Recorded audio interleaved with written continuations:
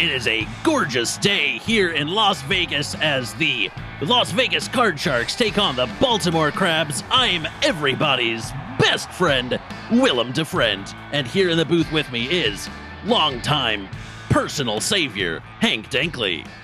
How you doing there, Bill? It's wonderful to be back with you. It's so good to be in the studio with you. It's been a long time.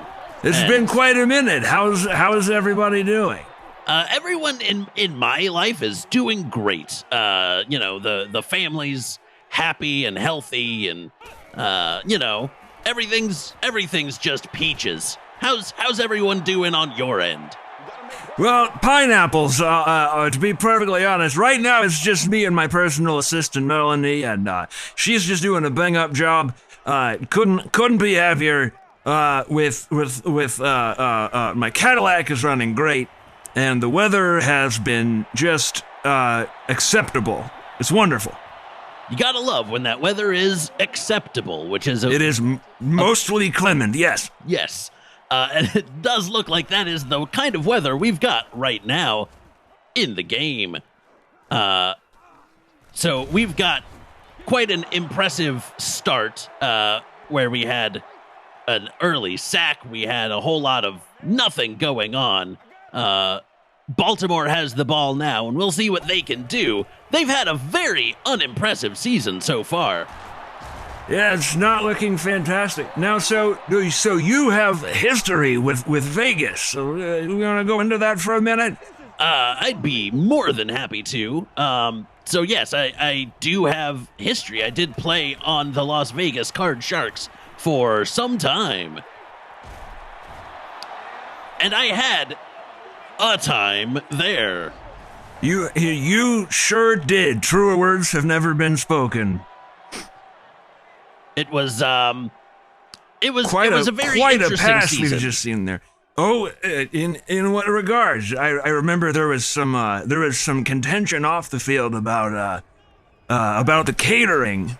Was that you spend enough time in the locker room and you hear all this stuff that may or may not be blown out of proportion about who ate whose shrimp. So how much merit is there to that, or is this all just quite literally locker room talk? Oh no, there's a lot of merit to it.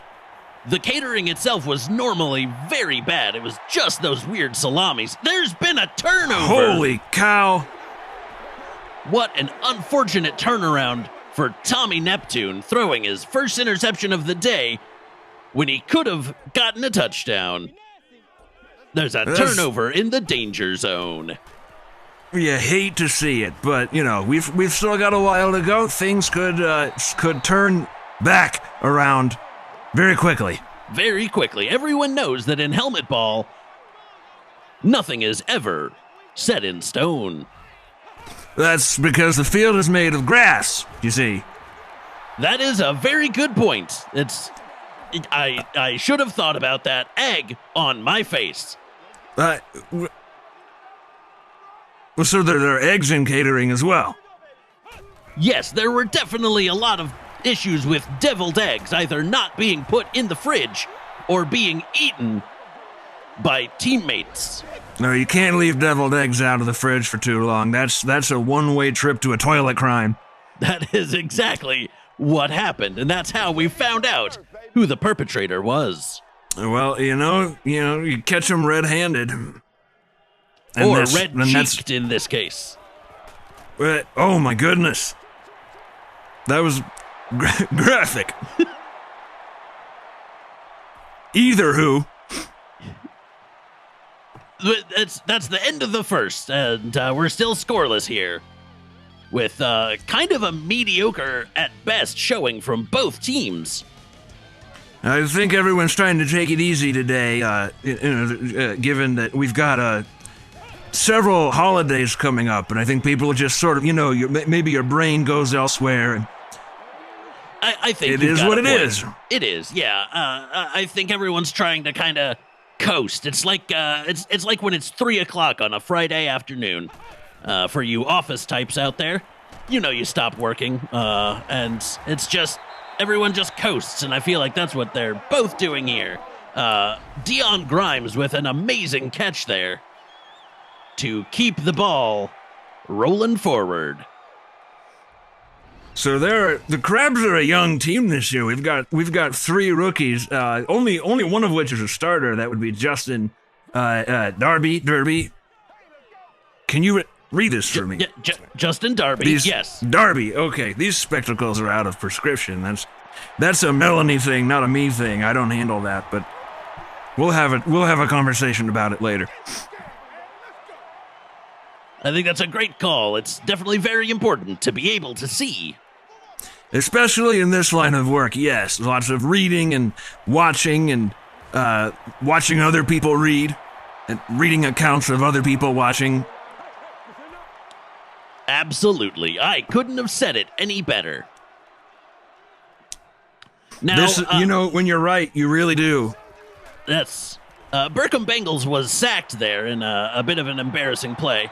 It's now 3rd and 18. What do you think the Card Sharks are going to do here? You think they're going to go to the air for a big boy throw, or they're going to just push to try and get a first down?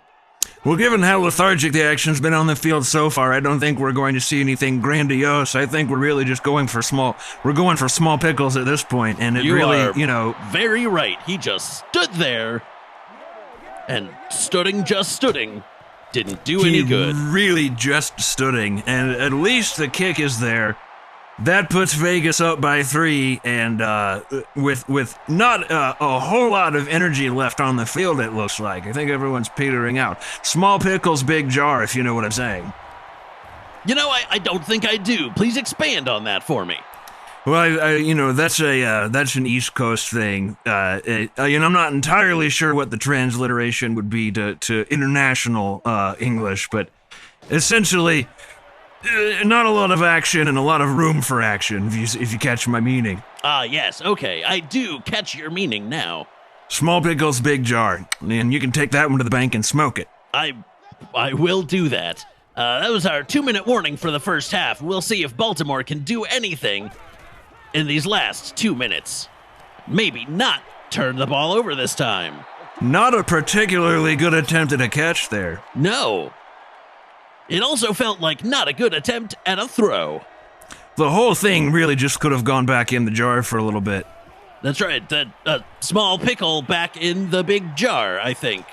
Absolutely. I'm craving pickles, if it wasn't obvious. I could go for that good crunchy snap of a delicious pickle right now. Are you a kosher dill kind of person, or what's your poison there? Wow, that's a catch. That is a very fancy-looking catch. I like the sweet and sour pickles. I'm a fan of a bread and butter pickle in an ensemble, on a sandwich. That was sort of on the rider when we would play. Back when I was with the Bedford Dingbats, we would have a rider, each of us individually on the team. We had our own catering tables, and that was front and center was those bread and butter pickles. Holy cow, I'll tell you something. Well, I'm glad you seem to have a good catering experience with your helmet ball career, but anyway. This was in an era when money was very badly misappropriated within all of the, before the league was sort of the monolith that it is now. So, you make sacrifices in one area, and there's the tackle. You make sacrifices in one area, and things get better in others. So I'm not upset that, there's not steak and lobster every night now. Cold cut sandwiches are fine as long as, the lights stay on through the entire game. All right, I think that's fair. We had a really great play where there was a play option, there was a good fake that sold even me, and it was really just can't keep. Okay, That's a wrist hold. That's the first of the game I think we've seen. And that's twice that someone was holding onto someone's wrist. That's right. Public displays of affection, commonly not a big issue, but it's just that specific wrist holding that is a no-go. And we're at 3rd and 4 now, and I do think we might see a touchdown here. I'm feeling it. I'm feeling like maybe he's going to get it to DJ Crosby. Bengals really stalling, and it does make it into the middle of the crowd there before, okay, the refs deciding on what kind of pizza they'll order after the game, and, It looks like that one was just short, but my money is on just plain cheese pizza. This game feels like plain cheese pizza, and not a good one either. I'm talking about one of those cardboard and ketchup pizzas you get at the catering services. Absolutely, it's not a fancy 4-cheese pizza. It's just that bland cheese that you're pretty sure isn't really cheese. It's almost definitely just soy lecithin at that point, isn't it? Absolutely. I have to say I've been very impressed with Baltimore's defense here on this I can't remember the word right now, but right up on the edge. You're barking up the wrong tree there, fella. I'm sorry about that, but yeah, I mean, Vegas goes for another kick and gets it, but at the very least, Baltimore is keeping anything from significant from happening on the other side of the field. They've managed to keep Vegas to only 2 field goals, which is very, very surprising considering Baltimore is 0-6 for the season. And the score is 0-6 in favor of the Card Sharks, so That's right. Maybe a little bit of numerological symbolism there. It probably is, but that's going to be halftime, so go refresh your drinks. I know I'm going to be getting probably some pickle tea, and we'll be right back. What does it mean to fall away if you don't believe? The future is now. Renewable energy is the future, and the technology has finally caught up to tap into the most abundant and powerful energy source yet, the depression and anxiety of millennials. Even more potent than solar, more dependable than wind, is the existential dread experienced by an entire generation of people. This is what the engine of the future sounds like. How do you pay taxes? Can I get a loan for an Instant Pot? How do student loans get paid back? What do you mean I have to have credit to have credit? What the I need a new pair of shoes, but I also need to pay rent. Why? Nobody's vaccinating their kids anymore. Why? How do we do? Anx Energy's all-new Dread Drive. Bees are dying!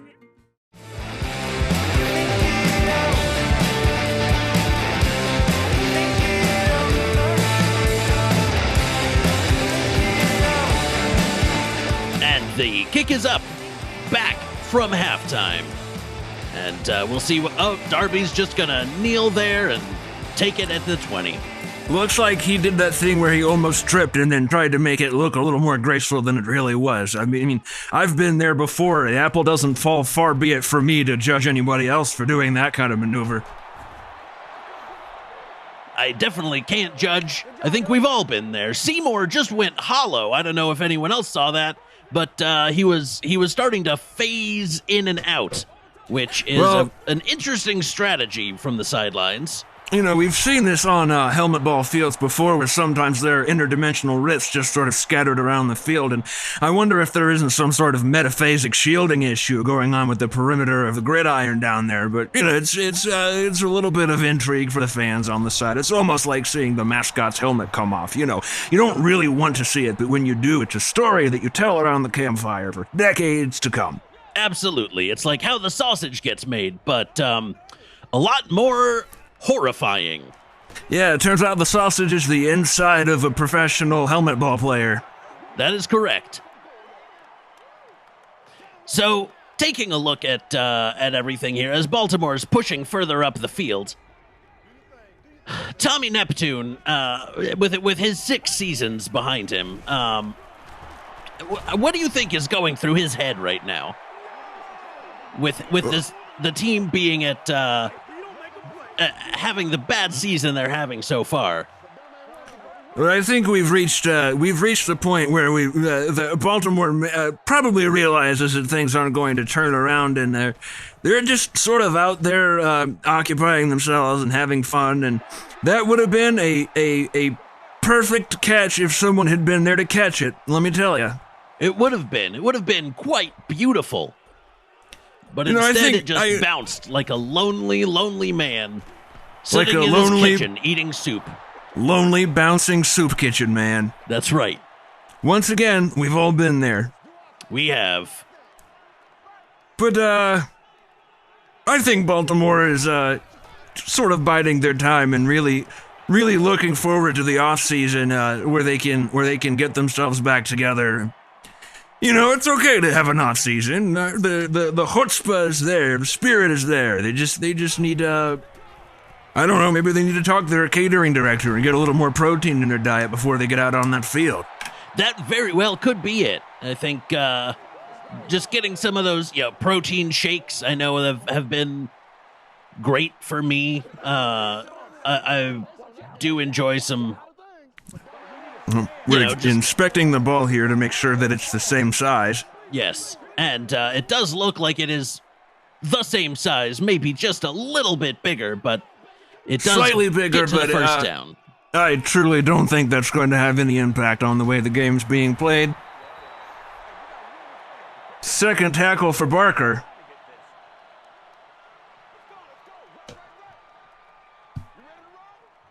Have you seen my ink pen? Hank, I can smell it, but I can't see it. it's in your shirt pocket, Hank. What? Oh, well, when you're right, it is. Listen, again, we've all been there. I've lost so many things. This ball really must be fluctuating in size, and it looks like it's slightly shorter now. So All right. maybe we had a dip in air pressure. I'm not entirely sure what happened. I think it was another one of those weird metaphysical things. When the ball teleported to the next game and then came back, I think it was it probably was. It was like that movie, The Fly, The one with Jeffrey Goldblum, the one with Jeffrey Goldblum. Yes, and all the David Cronenberg effects. yes. Never seen it. It's a phenomenal movie. Let me tell you, very, very surprisingly sexual. Is it now? Yes. I would love to go more in detail with you, but I can't do that on the air, so. Not on a nationally syndicated program, no, but I'm intrigued. I'd like to. You want to come over to my place and play euchre after this? Maybe we can watch The Fly? I would love to play euchre and watch The Fly with you, Hank. That would be just the best time. Fantastic. I'll have Melanie go pick up a couple cases of refreshing smoke cola, and we'll have ourselves a hullabaloo. You know, last time I had a hullabaloo, I wound up, I wound up in jail, but I think maybe this hullabaloo will end much, much better. Well, we'll see if maybe we can't make that a 2 for 2. I mean, if you want me to end up I'm not saying I want to imprison you. And there's a penalty on the field. 14 seconds. Is it 14 seconds left, or is it a 14-second penalty? It's a Where's 14-second penalty, so they're going to be describing the penalty in 14 seconds or fewer. Okay, then. You know, these newfangled displays, things are a little reversed from where they used to be. These aren't the European style. Well, these are the European style displays. I'm not used to these quite yet. Oh, I Really, understand. really painted myself into a pickle with this little tablet that I'm looking at all the stats on. You keep talking about pickles, Hank. You're making me just so hungry. The pickle tea that I had, which was delicious, just did not sate that briny need. The great briny need. We've all succumbed to it more than once. That was surprisingly a virtuosic catch there by Calhoun, and takes it all the way to the end zone. I think the Card Sharks are they're well ahead of the Crabs. I really don't see a comeback for them at this point. I don't think so either. That was from Burkham Bengals to Rodney Calhoun, an absolute bullet of a pass. And Rodney Calhoun, actually, closer to my age than I think anyone else in this whole affair. He and I briefly played each other in the minor leagues. He was with the Amherst Schooners. I was with the Bedford Dingbats, and we came up against each other more than once. The Schooners were one of those teams that really would just take anyone So, if a player was trying to get into the league and couldn't, the saying used to be sooner rather than later because you knew they'd take you. That's Amherst for you. They'll just take anyone. They'll take anyone, which is not to say that Calhoun didn't find his way into a fantastic position. Clearly, he's still playing at 60 years old. I mean, you gotta give the guy some credit. It's impressive, and I loved seeing that dedication and commitment to the game. Absolutely. I'm a little embarrassed that I couldn't bring that myself, but the elbows just got real old, and sometimes your elbows get old. Tell me about it. I will. Don't actually tell me about it. You don't have yes. to tell me about. I know about it. I'm Okay. there with you. Okay. All right. I haven't moved my left elbow since 1991. Wow. It's 91. fused into. Yeah, it's fused into place, just like Les Paul, that guitar player. I can only move my left arm at the shoulder. Oh. And only up and down. It just looks like I'm shrugging anytime I try to pick up a pickle. Oh, I see that. Yeah. Huh. Yeah, watch this. Whole thing, one solid piece. That's amazing. That is incredible. Hank, this is one of the reasons that I respect you so much, is that you have been through more than anyone else probably on the planet. And you just keep trucking along. Well, sometimes the only way to keep the truck on the road is just to put wheels. You put gas, and sometimes the radiator, the timing belt has to. You put a timing belt. Replace the brake pads, but other than that, it's a truck.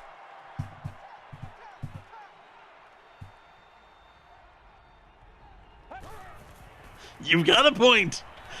I think I do. Oh, boy. Timeout called with not a whole lot left to go. No, we've got a minute 38 left, and, Baltimore's down by 14. There's a big boy throw with Bell catching it. My goodness. Well, you count them out, and then the big pickle shows up in the bottom of that jar. It was hiding under the dill and the garlic, and then all of a sudden, boom, you got another pickle right there in your jar. And let me tell you, that bonus pickle is the sweetest one.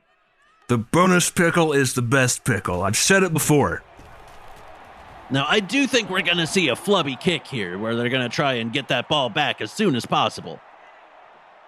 The Flubby kick, of course, named after Edward Flubby, who was one of the